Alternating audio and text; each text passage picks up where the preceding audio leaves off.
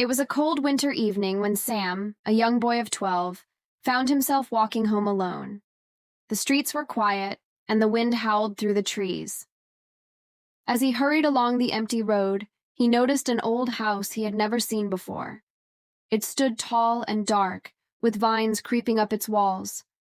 But what caught Sam's attention was the door, an enormous wooden door with strange carvings on it. Curiosity got the better of him. He walked up to the house and placed his hand on the doorknob. The moment he touched it, the door creaked open on its own. Sam hesitated but then stepped inside. The house smelled of dust and old books. The air was thick with silence. "Hello?" he called out, but no one answered. Sam walked further into the house. The walls were covered in old paintings of people with sad eyes.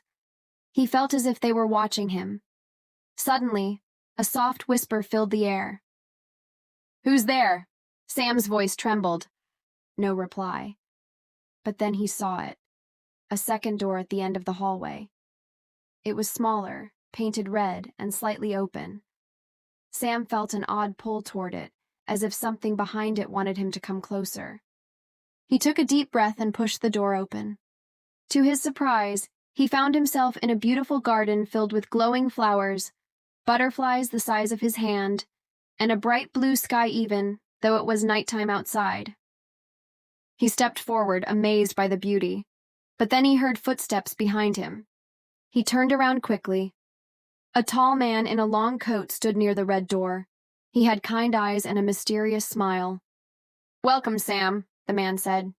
"Who are you? How do you know my name?" Sam asked. The man chuckled. "This door only opens for those who seek adventure. You must have a curious heart." Sam looked around the magical garden. "Where am I?"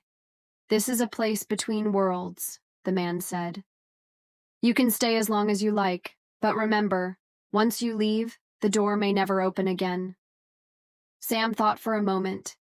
He had always dreamed of adventure, of stepping into a different world, but he also thought about home, his family, his warm bed, and his mother's smile. Finally, he made his decision. "I think I should go back." The man nodded. "Very well, but take this with you." He handed Sam a small golden key. "If you ever need to return, just hold this key and believe." Sam stepped back through the red door, and suddenly he was in the old house again. The garden was gone. The house now seemed empty and lifeless. He ran outside and looked back. The door was gone. As he walked home, he clutched the golden key in his hand and smiled. He knew that one day, if he truly wished for it, the door would appear again.